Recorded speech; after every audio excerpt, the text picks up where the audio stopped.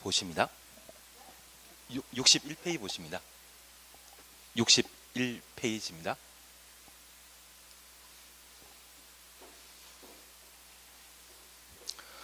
우선 용도지역제와 관련되어서는 대상과 절차에 관한 사항을 구분하셔야 됩니다. 다만 이 대상과 관련되어서는 우리가 부동산 공법을 빨리 잡으시려고 하면 빨리 외우시는 게 좋습니다.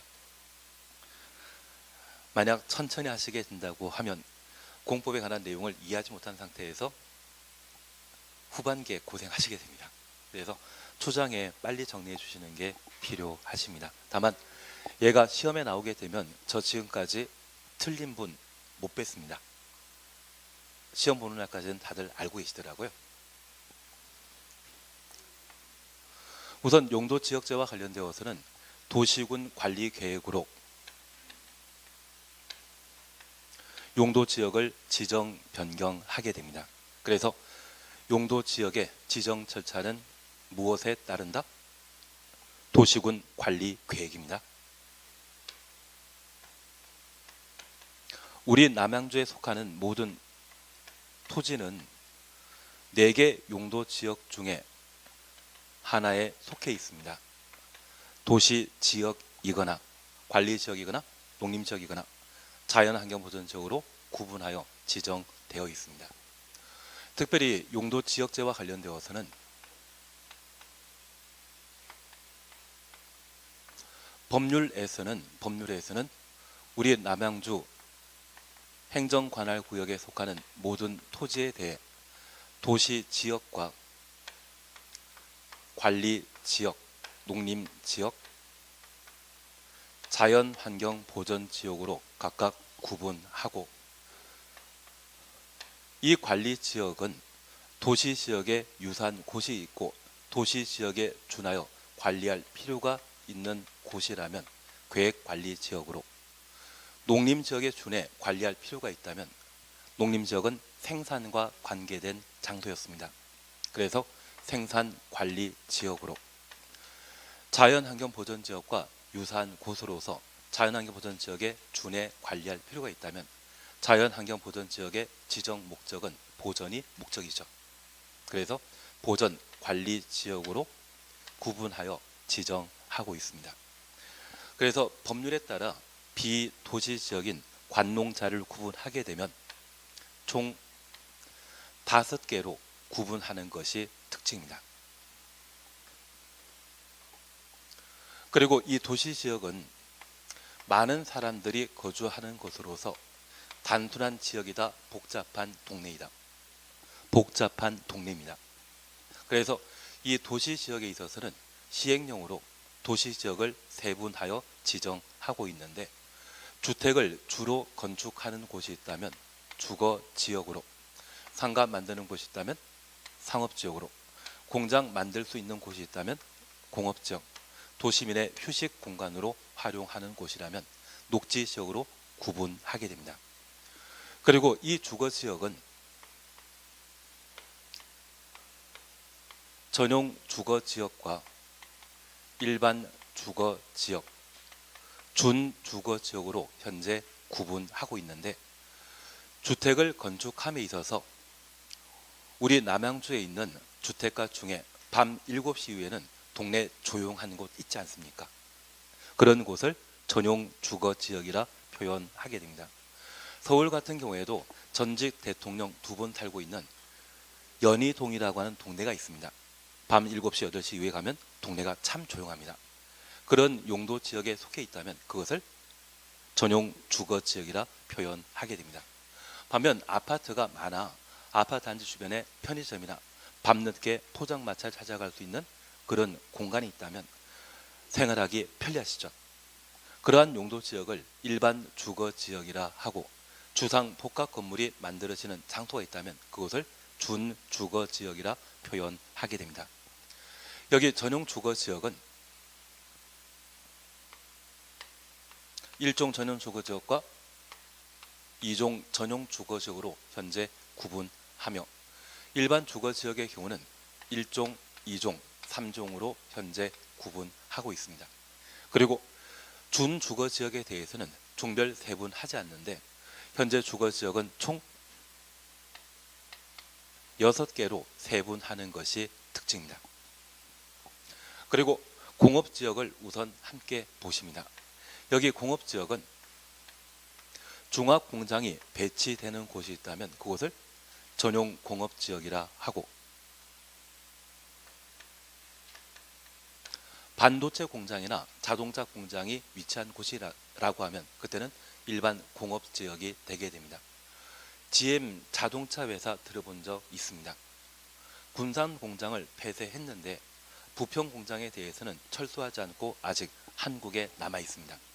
그 부평 GM 자동차 공장이 있는 곳이 있다면 바로 일반 공업지역인데, 저 일반 공업지역을 만약 아파트 건설할 수 있는 준공업지역이나 주거지역으로 바꾸게 된다면 현재 부동산 가치가 한 1조대가 된다고 합니다. 용도지역 변경하게 되면 걔가 8조 정도가 된다고 하는데요. 그 8조 정도의 시세 차익이면 지금까지 누적되었던 적자를 한 방에 해결하고 돈 벌어서 나갈 수 있다고 합니다. 그래서 GM 자동차가 한국을 떠나지 않고 있는 대표적인 이유가 있다면 아마 부평 자동차 공장이 주요 원인이 될 겁니다. 그 자동차 공장이 위치한 곳을 뭐란다? 일반 공업지역입니다. 중화 공장이 배치되어 있는 곳이 있다면 전용 공업지역입니다. 우리가 학교 다닐 때 사회 시간에 중공업 반대 개념으로 경공업이라는 말 들어본 적 있으시죠? 그 경공업을 위치하는 공업지역이 바로 준공업지역이 되게 됩니다. 서울 같은 경우에는 구이동이나 성수동이 여기에 해당되게 되는데, 최근 구이동이나 성수동 방문하시게 되면 한강변을 끼고 있는 장소라고 하면 초고층 건물 만들겠다고 개발 계획을 투입했다고 하더라고요. 그래서 현재 공업지역 중에 가장 가치 있는 땅은 준공업지역이 되게 됩니다. 그런데 이 공업지역과 관련되어 앞글자를 조합하게 되면 전일준이란 말이 만들어지게 되는데, 우리 전태일이라는 분 들어본 적 있으시죠? 그분 생각하시면서 공업지역은 전일준입니다. 그리고 주거지역도 전일준입니다. 주거지역과 공업지역은 모두 뭐다? 전일준으로 각각 구분된다는 것 확인하시고, 다만 이 주거지역이 좀 더 복잡한 동네이기 때문에 전용 주거지역에 대해서는 1종과 2종으로, 일반 주거지역은 1, 2, 3종으로, 그리고 준주거지역으로 각각 구분하고 있는 것을 확인해 놓습니다. 그리고 상업지역은 중심 상업지역과 일반 상업지역, 유통 상업지역, 근린 상업지역으로 용도 지역을 구분하게 되는데, 이 중심 상업지역은 도심, 부도심을 중심 상업지역이라 표현하고 있습니다. 우리 남양주의 도심, 부도심은 지금 한참 만들고 있는 다산 신도시가 그 대표적인 후보지가 되게 됩니다. 그리고 서울 같은 경우에는 우리 잠실 가끔 방문하지 않습니까? 그 잠실 일대와 강남역, 여의도, 명동이 중심 상업지역에 해당하게 됩니다. 이러한 중심 상업지역에는 초고층 건축물, 제2롯데월드도 한번 보신 적이 있습니다. 그러한 건물을 주로 건축하는 곳이 중심 상업지역이 되게 됩니다. 그런 중심 상업지역 외곽에는 한 10층 내외의 상가 건물이 가끔 만들어지는 곳이 있는데, 그러한 곳이 일반 상업지역에 해당하게 되고, 우리 구리 농수산물 도매시장 있지 않습니까? 그리고 고속버스 터미널이 있는 곳이 있다면 이러한 곳이 유통 상업지역이 되게 됩니다. 향후 우리 남양주시에는 터미널 어디에 만들어지겠습니까? 저도 모릅니다. 대신 미리 아시게 된다고 하면 꼭 저한테도 연락 주십시오.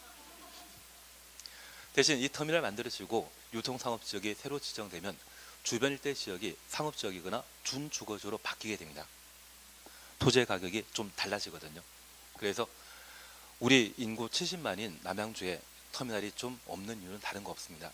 제가 항상 이야기 드렸던 게, 우리 남양주는 생활권이 세 곳입니다. 동부권과 북부권과 남부권.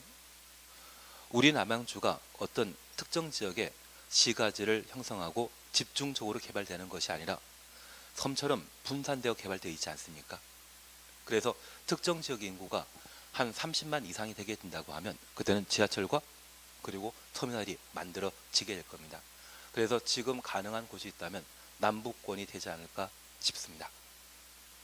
다산 신도시 개발되고 나면 아마 그 주변 일대에 터미널 건설 계획을 함께 수립하게 되고 다산 신도시 개발 사업 이후 양정지구에 대한 개발 사업이 이루어지게 되는데 아마 지하철 8호선이 중앙선과 그리고 평택 지나는 게 중앙은 아니죠.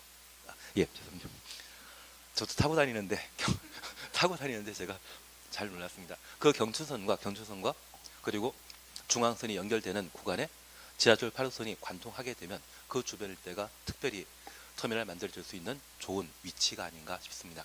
그리고 나중에 아는 공무원이 터미널 위치 어디다 그런 이야기 하시면 꼭 저한테 알려주십시오. 가끔 어떤 시장님께서는 자기가 직접 투자하시더라고요.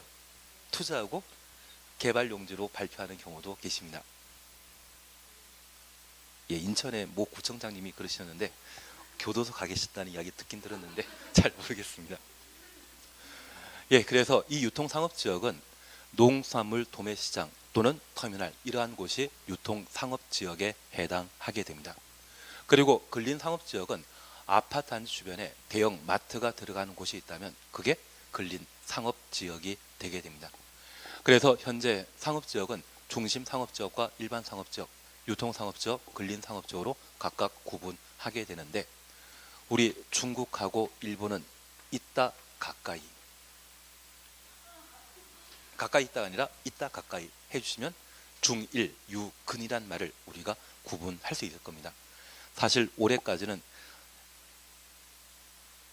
유통상업지역과 근린상업지역이 좀 바뀌어 있었거든요. 그래서 올해까지는 중일도 알바면 근육 생긴다 해서 중일, 근유라고 했었는데 책이 이렇게 나와 있더라고요. 그래서 중국과 일본은 있다 가까이 그게 중일, 유, 근입니다. 책대로 해야 되지 않겠습니까? 그래서 현재 주거지역과 공업지역에 대해서는 전일, 준으로 각각 구분하시고 상업지역은 중일, 유근. 그래서 이 상업지역은 용도지역을 세분하게 되면 몇 개로? 4개. 공업지역은 몇 개? 3개입니다.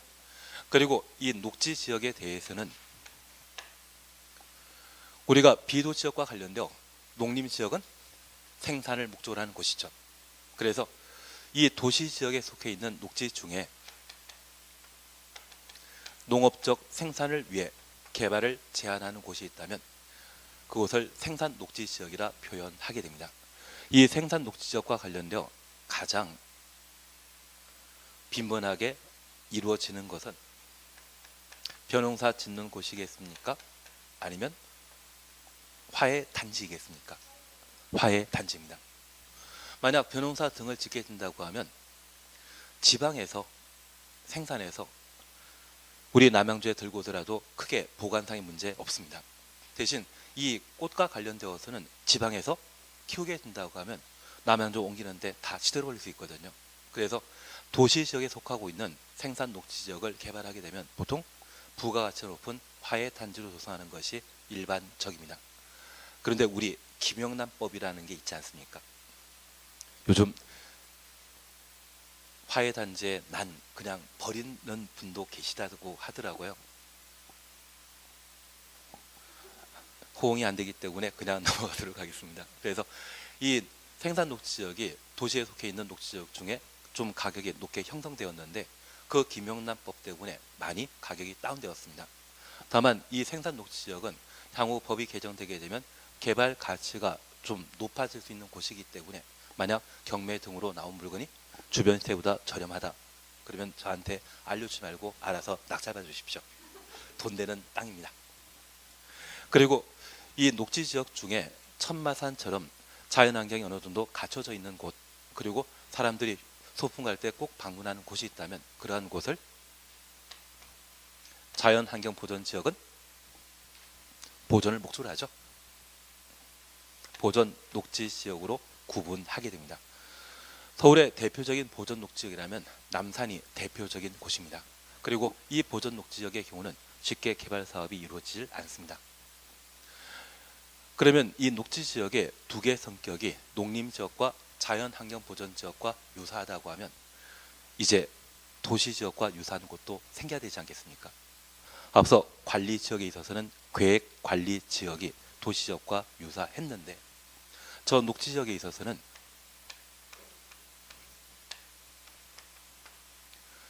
자연 녹지 지역을 두고 있습니다.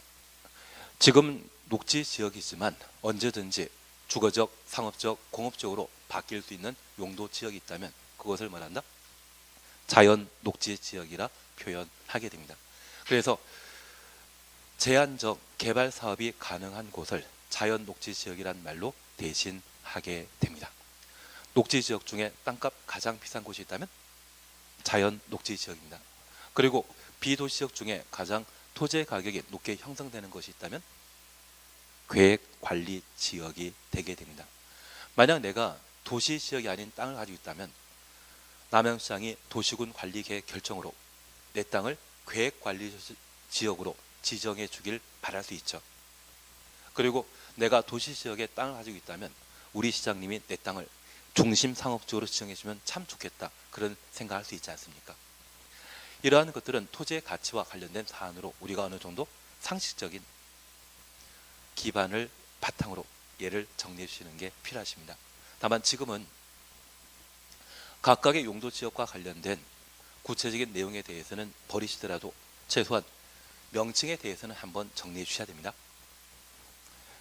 그러면 이제 녹지 지역은 3개 녹지 지역으로 세분하고 있습니다. 결국 도시 지역은 국토의 계획 및 이용에 관한 법령, 시행령에서 6개, 4개, 3개, 3개, 총 몇 개로? 16개로 구분하게 됩니다. 그래서 우리 남양주에는 저 도시지역과 비도시지역 합쳐서 총 21개 용도 지역으로 빠짐없이 지정되어 있습니다. 저 21개에 속하지 않는 토지는 절대 없습니다. 대신 갑자기 바다에서 섬이 하나 만들어지게 된다고 하면 새로운 섬이라고 하면 용도 지역 지정 못할 수 있겠죠. 그런 경우를 제외하고는 우리 남양주에 속해 있는 모든 토지는 저 21개 용도 지역에 각각 지정되어 있습니다. 이러한 용도 지역을 지정하는 절차는 어떤 방법으로? 도시군 관리 계획으로. 다만 이런 절차와 관련되어 예외가 존재하는데 이 예외에 대해서는 우리는 1월 달에 함께 해나가실 겁니다. 지금부터 하면 많이 힘드실 수 있거든요. 그래서 절차와 관련된 예외에 대해서는 1월 달에 정리해 나가는 것으로 보십니다. 그리고 두 번째입니다. 남양주시장이 도시군 관리 계획으로 남양주 전체를 21개 용도 지역으로 지정하게 되면 뭔가 공익을 추구해서 지정했겠죠. 우리 다시 하나 봐줄 것이 있습니다. 현재 도시군 관리 계획을 입안하고 결정하게 되면 각각 행정청이 입안하고 결정하게 됩니다. 입안권자는 국토교통부 장관, 지도이사, 시장 권수이고 결정권자는 국토교통부 장관, 지도이사, 대도시시장이죠. 우리 남양주는 인구 70만에 해당되는 도시이기 때문에 대도시에 속하고 이러한 용도 지역의 지정 변경을 남양주시장, 대도시장도 결정할 수 있습니다. 그러면 이러한 용도 지역을 지정하게 되면 각각 공익을 달성하기 위해 지정한 것입니다. 그 공익 목적으로 용도 지역을 지정했는데 해당 용도 지역의 토지 소유자가 스스로 목적 달성하는 것을 기대할 수 있다, 없다? 기대할 수 없죠. 그래서 행위 제한을 가하게 됩니다. 이러한 행위 제한 규정을 위반하는 토지 소유자에 대해서는 3년 이하의 징역, 3천만 원 이하의 벌금에 처하도록 되어 있습니다. 그리고 저 행위 제한 방법은 첫 번째, 건축 제한 제도가 있습니다. 여기 건축 제한과 관련되어서는 특정 용도 지역에 건축할 수 있는 건물의 종류를 제한하는 것을 말하는데 29회 때 시험에는 아파트를 시험에 출제한 적이 있고요. 그리고 27회 때는 근린 생활시설을 시험에 출제했는데 이종 근린 생활시설과 관련된 내용을 시험에 출제한 적이 있습니다. 그래서 만약 30회 때 기본적으로 한 2년에 한 번 나오지 않습니까? 2년에 한 번 나오지 않습니까? 그래서 30회 때는 안 나올 겁니다. 대신 나온다고 하면 얘를 한번 봐주시는 게 필요합니다. 대신 이 건축 제한과 관련되어서는 지금 당장 기억해 줄 것은 딱 하나입니다. 유락시설 있죠. 저 유락시설은 어디에만 건축할 수 있다? 상업지역에만. 그걸 바탕으로 해주십니다. 다만 이 부분에 대해서는 우리가 1월달이나 또는 3월달에 다시 한번 정리해 나가실 텐데 그때 추가하게 된다면 몇 개 내용들을 함께 봐주시는 게 필요합니다. 우리 모의고사 보는 게 아마 4월달부터 모의고사 보기 시작하실 거거든요. 그때부터 연습하시면 되고 지금은 그냥 개념만 파악해 주십니다. 그리고 두 번째 우리 봐주실 것은 각각의 용도 지역마다 건축할 수 있는 건물을 법으로 제한하게 되면 그 건물의 크기를 좌우하는 것으로서 건폐율과 용적률에 관한 사항을 함께 봐주십니다. 올해 건폐율에 관한 문제를 시험에 냈다면 내년에는 얘입니다. 다만 이 이 용적률과 관련되어서는 28회 때 용적률 시험에 냈거든요. 29회 때는 뭐 나왔다? 건폐율. 그래서 30회 때는 용적률.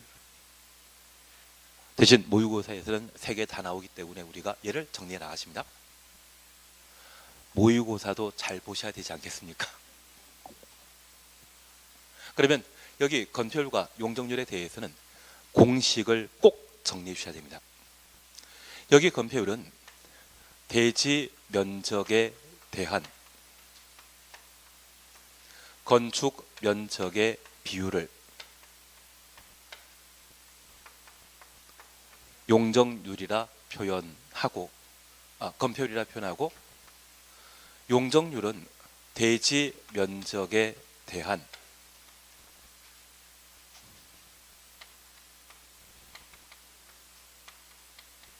지상층의 연면적 비율을 용적률이라 표현하게 됩니다. 그래서 우리 건폐율과 용적률에 대한 계산 공식에 대해서는 꼭 안고 가셔야 됩니다. 그러면 얘는 어느 정도 되셨죠? 잠깐 우리가 이해하실 것이 있습니다. 우리 주변에 다양한 형태의 도로가 만들어지게 되면 도로에 붙어있는 땅을 건물 건축할 수 있는 대지라 하고 도로에 직접 붙어있는 땅이 아니라면 그때는 맹지라 표현하게 됩니다. 이러한 대지에는 주택이나 상가, 공장 등의 다양한 형태의 건물을 만들게 되는데 이 도로를 지나가는 사람이 이 건물을 옆에서 바라볼 수 있거든요. 층수 등을 느낄 수 있죠. 높이가 얼마나 되는지 이해할 수 있을 겁니다. 그래서 입체적으로 건물을 바라보는 방법이 있고 이 건물을 다른 방법으로 바라보는 경우가 있습니다. 하늘에서 조망하는 방법이거든요. 작년에는 어떤 분이 저한테 얘를 반대편에서 볼 수 있지 않냐 그런 이야기 하시더라고요. 얘나 같은 개념입니다. 그래서 하늘에서 내려다보게 된다면 우리가 비행기를 타고 건물을 살펴보는 방법으로서 그것은 건폐율, 건축 면적과 관계된 사항이고 이 건물을 옆에서 바라본다고 하면 그때는 용적률, 연면적과 관계된 바라보는 방법이 되게 됩니다. 특별히 건폐율은 건축 면적과 관계된 사항으로 우리 학교 다닐 때 도화지에 물건 올려놓고 그 물건의 외곽, 윤곽선을 따라 그림 그려본 적 있으시죠? 평면적이다, 입체적이다. 평면적 성격을 가지게 됩니다. 그 평면적 성격을 가지는 것이 바로 건폐율이 되게 됩니다. 반면 이 건물을 옆에서 조망하게 되면 평면적이다, 입체적이다, 입체성을 느낄 수 있습니다. 그러한 것을 바로 용적률이라 표현하게 됩니다. 우선 건폐율과 관련되어 이렇게 잠깐 이해해 놓습니다. 이 건물을 하늘에 내려다보면 일정한 대지 면적을 평면적으로 확인할 수 있고, 이곳에 건물이 들어가 있는 것을 확인할 수 있습니다. 그러면 이 건물을 하늘에 내다보면 이 건물을 구성하는 가장 끝에 있는 외벽이라는 게 있거든요. 그 외벽 가운데 선으로 둘러싸인 수평적 면적을 특별히 건축 면적이라 표현하게 됩니다. 만약 대지 면적이 100인데 건축되어 있는 건축 면적이 70제곱미터라고 하면 해당 건축물은 건폐율 70%가 적용된 것입니다. 만약 대지 면적은 100인데 건축되어 있는 건축 면적이 50이라고 하면 건폐율 50%가 적용된 것입니다. 그런데 이러한 건폐율은 100%는 절대 등장할 수 없습니다. 도를 따라 여러 필지가 구성되어 있는데 만약 이 대지의 건폐율을 100% 적용하게 된다면 자기 땅 전부에 걸쳐 건물 건축할 것이고, 이웃 대지인 경우에도 똑같이 건폐율 100%가 되게 될 겁니다. 건물과 건물이 서로 붙어 있다고 하면 가끔 이웃집 어르신이 약주 한잔 드시고 집에 불을 내면 내 집도 함께 타버리지 않겠습니까? 그리고 건물과 건물이 붙어 있다면 창문 제대로 설치되지 않았기 때문에 햇볕이나 바람 기대할 수 없을 겁니다. 그래서 건폐율 100%는 아예 없습니다. 그리고 각각의 일정한 건폐율을 적용하게 되면 이웃 대지 소유자도 건폐율 50에 따라 건축 면적 50제곱미터를 건축하게 되면 남아있는 땅이 있죠. 이 남아있는 땅은 건물 건축하지 못하는 공지이고, 이러한 공지가 양쪽 대지에 각각 확보되게 되면 한쪽에 화재가 발생한다 할지라도 인접한 건물에 쉽게 화재가 인하되진 않겠죠. 그런 화재와 관련된 안전성 그리고 채광, 통풍과 관련된 기능성을 고려해서 적용하는 제도를 특별히 건폐율이라 표현하게 됩니다. 취진 이해되시겠습니까? 만약 이러한 건폐율에 관한 문제가 시험에 나오게 된다면 항상 계산 공식을 제대로 파악해 주셔야 됩니다. 3개 변수 중에 항상 2개가 제시되기 때문에 그에 따라 나머지를 구하는 것이 건폐율과 건축 면적 구하는 문제가 되게 됩니다. 취지 이해되시겠습니까? 그러면 이러한 건폐율은 비도시적인 관리적, 농림적, 자연환경보전 지역은 높게 책정되어 있다, 낮게 정해져 있다. 비개발 용도이기 때문에 낮게. 반면 도시지역인 주거지역, 상업지역, 공업지역은 저 건폐율을 높게 정해놔야 되겠죠. 그 중에 가장 높은 용도 지역이 있다면 상업지역이 되게 될 겁니다. 그래서 재산 가치가 상업지역이 높게 형성되는 것을 특징으로 하게 됩니다. 그래서 이 건폐율 제도는 바로 충분한 공지를 확보하고 화재 안전 그리고 통풍, 채광 등의 기능상의 목적으로 제한하는 것을 건폐율이라 표현하게 됩니다. 취지는 이해하시겠습니까? 우리는 지금 이해가 목적입니다. 어차피 시험에 나올 거는 좀 정해져 있습니다. 대신 그 시험 난이도가 평년 기준을 했을 때와 좀 이상한 해가 있거든요. 올해도 건폐율 나올 걸 전 잘 찍었는데 세상 처음 보는 문제가 나오다 보니까 저도 당황스럽더라고요. 그리고 두 번째 우리 봐줄 것이 있습니다. 바로 용적률입니다. 저 용적률은 대지 면적에 대한 지상층의 연 면적 비율을 말한다. 그러면 이 도를 걸어 다니는 사람이 이 건물을 옆에서 조망하게 되면 이 건물이 지상 4계층 그리고 지하 1층으로 구성되었을 때 지하층은 인식할 수 있다 없다? 없습니다. 특별히 용적률 계산이 아닌 일반적인 연 면적에는 지하층을 포함시킵니다. 그래서 우리가 나중에 건축법 공부하시게 되면 연면적이란 하나의 건축물의 각 층의 바닥 면적 합계를 말한다. 여기 각각이란 말 쓰게 된다면 하나하나를 의미하는 것이거든요. 만약 건물이 지하 1층에 지상 4개 층으로 구성되었다면 각 층은 총 5개 층입니다. 그 5개 층의 바닥 면적 전부 더한 것을 바로 연면적이라 표현하게 됩니다. 다만 우리가 이 학원 방문해서 이 학원에 지하층이 존재한다는 것을 인식하지, 이 학원 오시기 전까지 하더라도 지하층 있는지 없는지 궁금도 안 하셨죠? 앞에 이마트는 가보셨습니까? 저 한 번도 안 갔거든요. 저 지하층 있는지 없는지 잘 모르겠습니다. 그러면 법은 특정인을 기준으로 만든다, 일반인 기준으로 만든다? 일반인을 기준으로 만들도록 되어 있습니다. 그래서 이 용적률이라고 하는 것은 건축물의 층수와 관계된 사항으로 특별히 일반인은 지하층을 인식하지 못하기 때문에 용적률 계산할 때 연면적에는 지하층은 제외시키고 지하층은 빠집니다. 지상층의 연면적 비율만 용적률 계산에 이용되게 됩니다. 만약 대지 면적이 100인데 각 층의 바닥 면적이 전부 40제곱미터라고 하면 그냥 연면적은 지상 4개층, 지하 1개층이었죠. 그냥 연면적 얼마? 5, 4, 20. 계산 잘하시죠? 대답만 안 할 뿐이십니다. 그리고 용적률 산정 시에 연면적이라 하면 지하층은 제외시켰습니다. 그래서 용적률 계산 시에는 대지 면적이 100인데 지상 4개층의 면적, 각 층의 바닥 면적이 40제곱미터라고 하면 얘는 160이 되고 이곳의 용적률은 160%가 되게 됩니다. 만약 대지 면적이 100인데 적용되는 용적률이 700%라면 대지 면적의 7배 건축할 수 있죠. 최대 건축 가능한 연면적 찾으라고 하면 그때는 700제곱미터. 그 700에는 지하층은 들어가는 것 아닙니다. 그래서 용적률이란 대지 면적에 대한 지상층의 연면적 비율을 용적률이라 한다.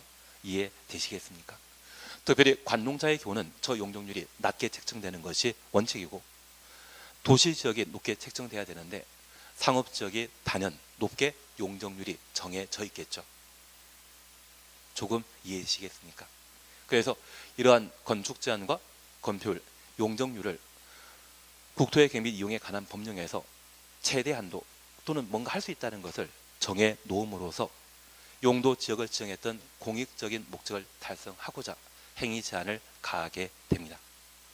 그래서 아마 제 생각에는 절차 한 1월 달에 보실 내용 중에 예외 있거든요. 저 예외에 관한 사항이 올해 한번 시험에 출제될 것이고요. 그리고 건축 제한이 반복 출제되거나 올해 검표를 냈기 때문에 30회 시험 때는 뭐로? 용적률로 한번 시험에 나올 겁니다. 대신 모의고사에서는 죄다 나오기 때문에 우리는 죄다 공부해 놓으셔야 됩니다. 최소한 용도 지역제에 있어서는 두 문제가 항상 출제되기 때문에 저 두 문제 잘 정리해 놓으시면 만만하거든요. 저걸 해 나가시는 게 필요하십니다. 그러면 우리 61페이지에 이 용도 지역 구분 찾으셨죠?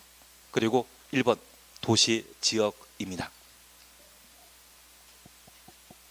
그리고 양가 1번 주거 지역입니다. 그리고 동그라미 1번 전용 주거 지역이란 말 찾았습니다. 이번 11, 12 과정에는 명칭만 구분해 놓습니다. 명칭만. 그리고 이 전용 주거 지역과 관련되어 1종 전용 주거 지역과 2종 전용 주거 지역으로 각각 구분하고 있습니다. 이번 달에는 거기까지만 해주십시오. 대신 전용 주거 지역은 조용한 동네이다, 시끄럽다, 조용한 동네, 그렇게만 기억해 주십니다. 그리고 2번 일반 주거 지역입니다.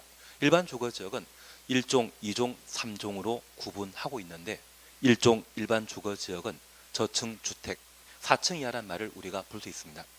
저층 주택 4층 이하 줄만 쳐놓습니다. 4층 이하의 주택을 뭐란다? 저층 주택이라 표현합니다. 그리고 2종 일반 주거 지역은 중층주택 동그라미 해놓습니다. 층수의 제한이 없습니다.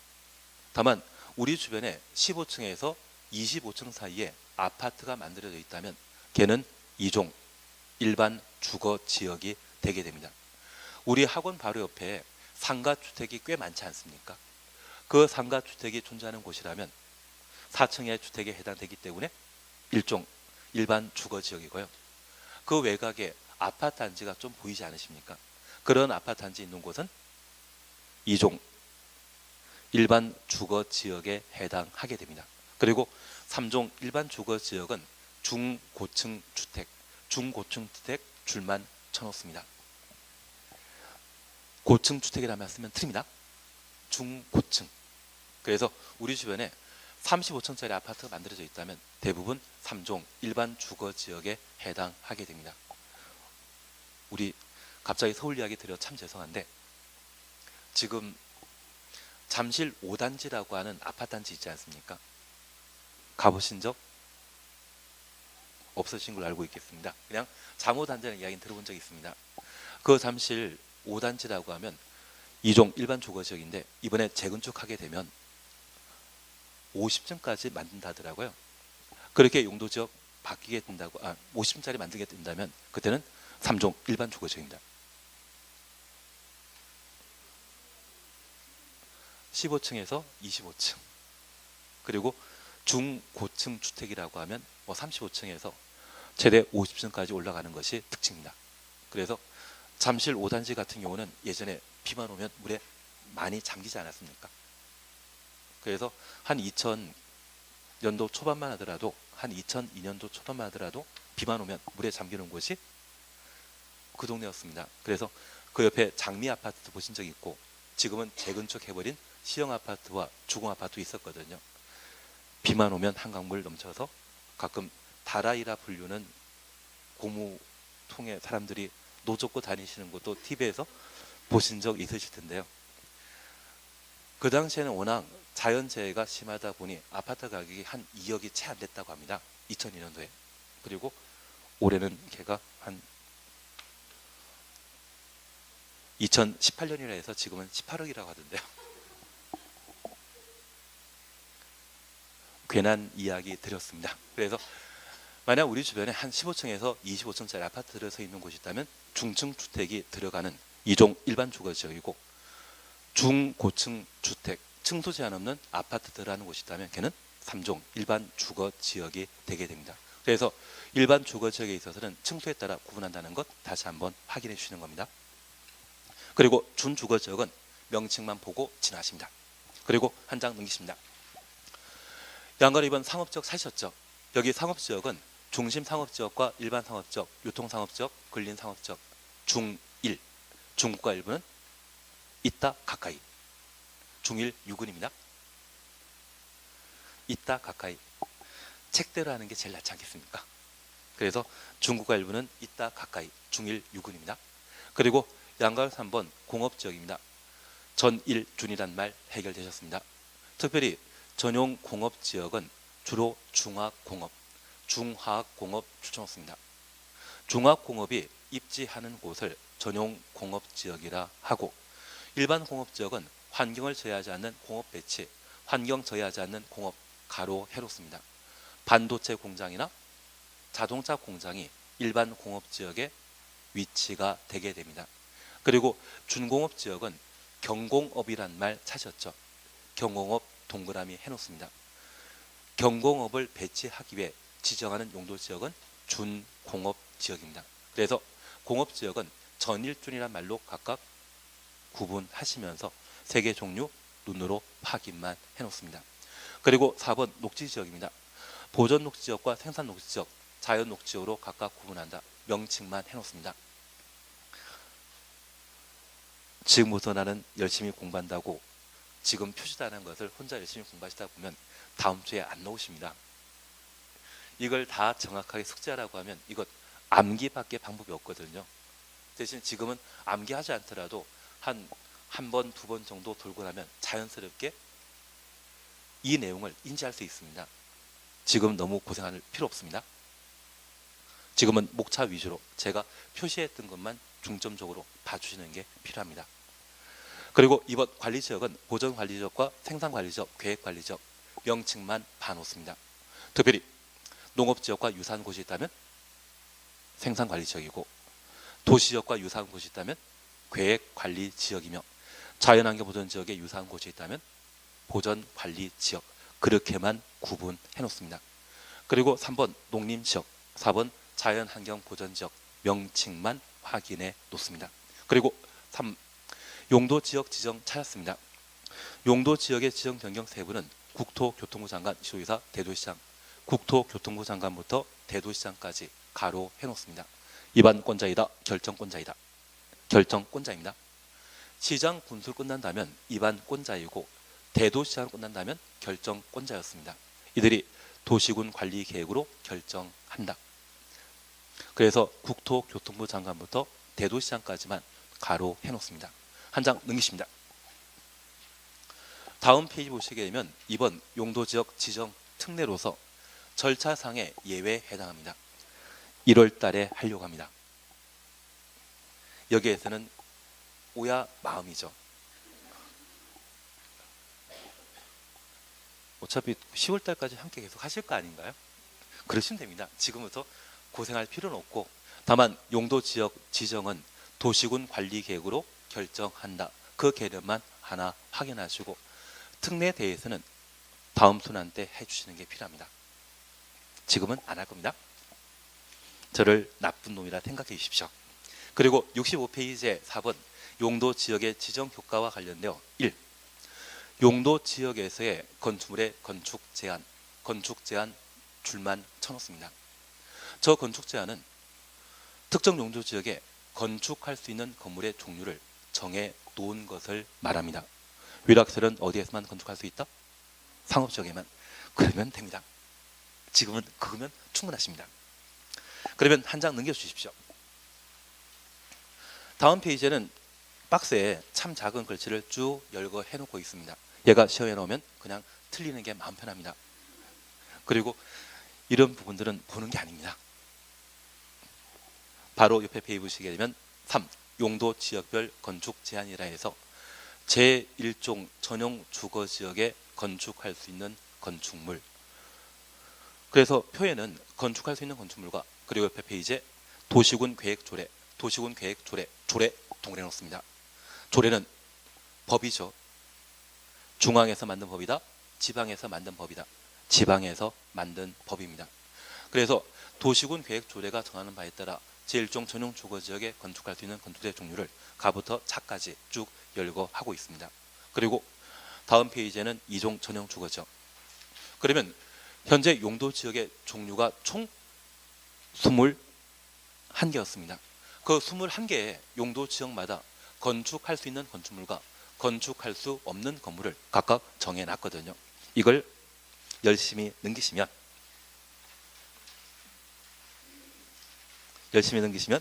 93페이지에 21번 자연환경 보전지역 안에 건축할 수 있는 건축물까지 각각 보실 수 있습니다. 올해도 문제 하나 나왔거든요. 이게 내년에도 분명 나올 겁니다. 외우라고 하면 나는 외울 수 있다? 안 외우고 말죠. 대신 할 수는 있긴 있는데 다른 것도 하셔야 되기 때문에, 그래서 일단 얘는 그냥 넘어가 주십니다. 다만 올해도 제가 좀 정리해드렸던 게 시험에 나왔거든요. 내년 시험도 마찬가지입니다. 그래서 얘는 다음에 해주시는 걸로 하고, 그냥 특정 용도 지역마다 건축할 수 있는 건축물의 종류 있다, 그렇게만 기억해 놓습니다. 하여튼 제가 최근 한 10년 사이에 딱 한 번 빼고는 제가 정리해 드린 거면 용도 제한만큼, 건축 제한만큼은 다들 맞추셨거든요. 대신 제가 해드렸는데 불구하고 나는 절대 못하겠어, 다른 거 할래, 그러시면 저도 할 말 없습니다. 대신 10년 사이에 한 번 빼고는 다들 맞췄기 때문에 올해도 저를 믿어주시고 천천히 정리하는 걸로 해나가십니다. 믿음이 안 생깁니다. 94페이지 찾으셨죠? 94페이지 찾았습니다. 양가를 1번 건폐율 찾으셨습니다. 1번 의 보시게 되면 건폐율이란 대지 면적에 대한 건축 면적 비율을 말한다. 그래서 건폐율과 관계되어 있는 것은 건축 면적이라는 것 확인하시고, 이 건축 면적은 우리가 학교 다닐 때 도화지 위에 물건 올려놓고 물건의 외곽 윤곽선에 따라 그림 그려본 적 있으십니다. 그게 뭐다? 건축 면적. 그게 그림 그려놓은 건 건축 면적이고요. 그리고 대지에 대한 건축 면적의 비율을 뭐라 한다? 건폐율이라 한다. 취지는 이해지겠습니까? 평면적이다, 입체적이다. 평면적 성격을 가진다는 것 기억하시고, 이러한 건폐율을 제한함으로써 충분한 공지를 확보할 수 있죠. 그래서 규제 목적에 대해서는 더 이상 필요 없습니다. 대신 진짜 심심하시면 대지인의 최소한의 공지를 확보, 공지 확보가 공지란 말 동그라미 놓으시고, 공지 확보가 건폐율을 제한하는 목적이 되게 됩니다. 그리고 옆에 페이지에 용적률 찾으셨죠? 용적률이란 대지 면적에 대한 연면적 비율을 말한다. 우리 교재에는 그냥 연면적으로 되어 있는데 좀 힘드시겠지만 그 연면적 앞에 지상층이란 말을 붙여 놓습니다. 건물의 지하층은 용적률에 반영되는 거 아닙니다. 지하층을 제외한 지상층의 연면적의 비율을 뭐라 한다? 용적률이라 표현합니다. 그래서 지하층은 용적률 계산할 때 연면적에 포함되지 않습니다. 그 개념만 확인해 놓습니다. 그리고 2번입니다. 규제 목적으로서 용적률은 과밀화 방지, 과밀화 방지 이 말만 줄여놓습니다. 그런데 우리 5층짜리 아파트와 25층짜리 아파트가 있는데 둘 다 재건축한답니다. 그래서 둘 다 30층짜리 아파트로 재건축하게 되면 나는 5층에 투자한다, 25층짜리 아파트에 투자한다. 역시 우리는 부동산에 대한 전문 지식이 충분하십니다. 얘가 30층이 되어버린다면 25층 더 늘어나고 그걸 일반 분양하게 되면 재건축과 관련된 비용이 거의 들지 않을 겁니다. 반면 이쪽이라면 추가 부담금이 발생하게 될 텐데, 현재 상태를 살펴보게 되면 얘는 저밀도 아파트로 표현하고요, 얘는 고밀도 아파트가 되게 됩니다. 우리 인구 밀도라는 말을 들어본 적이 있습니다. 일정한 면적에 얼마나 많은 사람들이 살고 있는지 그걸 조사하는 것을 인구 밀도라 하는데, 같은 대지 면적이었을 때 고밀도 아파트라면 좀 더 많은 사람들이 살고 있지 않겠습니까? 그러면 이러한 고밀도 아파트를 만들고자 한다면 용적률 높아야 되겠죠. 저밀도 아파트라면 용적률 낮을 겁니다. 그래서 그 밀도를 좌우하는 것이 용적률이고, 이 용적률의 상한선을 정해 놓게 된다면 과밀화 방지할 수 있죠. 밀도가 지나치게 높아지는 것을 방지하는 것이 무엇이다? 용적률 제도가 되게 됩니다. 취지는 이해되시겠습니까? 그러면 저 밀도는 무엇과 관계되어 있겠습니까? 층수와 관계되어 있는 것이 밀도이고, 층수를 좌우하는 것이 바로 용적률 제도이다. 이렇게만 이해해 주시면 좋겠습니다. 취지는 이해되시겠습니까?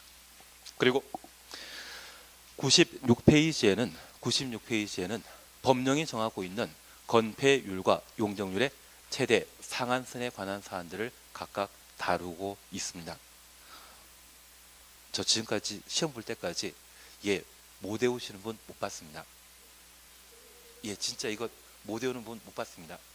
그래서 저는 얘를 우리가 모의고사 치르시는 시점이 아마 4월달 정도이실 거거든요.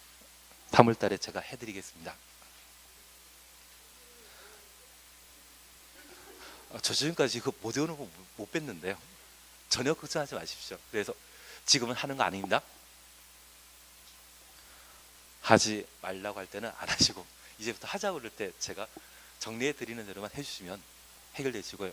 정 안 된다고 하면 우리 소원표 들고 갈 때 소원표 뒷면에다가 뭔가 끄적끄적 적어 놓으시면 다들 맞추시던데요. 저 지금까지 이것 못 맞추는 분 못 뺐습니다. 다만 올해 시험에 나왔던 것은 옆에 건폐율과 용적률 적용 특례 있죠. 이게 28회 때까지 한 번도 시험에 나오지 않다가 이걸 올해 툭 내더라고요. 내시는 분은 어떤 각오로 냈겠습니까? 그게 아니라 오래 살려고 내신 겁니다. 욕먹 으려고. 출제하신 분은 의도가 다른 거 없습니다. 난 오래오래 살아야 되겠다 그 생각하신다면 제대로 훌륭한 문제 내시는데, 그래서 올해 같은 경우에는 저 건폐율 적용 완화 특례 규정과 관련되어 가장 높은 것 하나 찾으라고 시험에 냈던 적이 있습니다. 그래서 농공단지 가지고 시험에 냈는데 내년에 나온다 안 나온다? 역시 촉이 좋으십니다. 요즘 안 나옵니다. 그래서 용적률 관련된 파트를 나중에 한번 정리해 놓으시고, 얘는 특례는 특례일 뿐입니다. 그래서 얘는 천천히. 그리고 다음 페이지에 기타 건폐율 적용 특례, 저 지금까지 수업해 본 적이 없습니다. 저 진짜 솔직하지 않습니까? 그래서 제가 한 11회, 12회 때까지는 얘 다 했었거든요.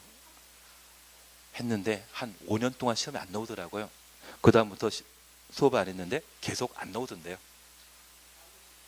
절대 안 나옵니다. 그래서 신경 쓰지 말자가 결론입니다.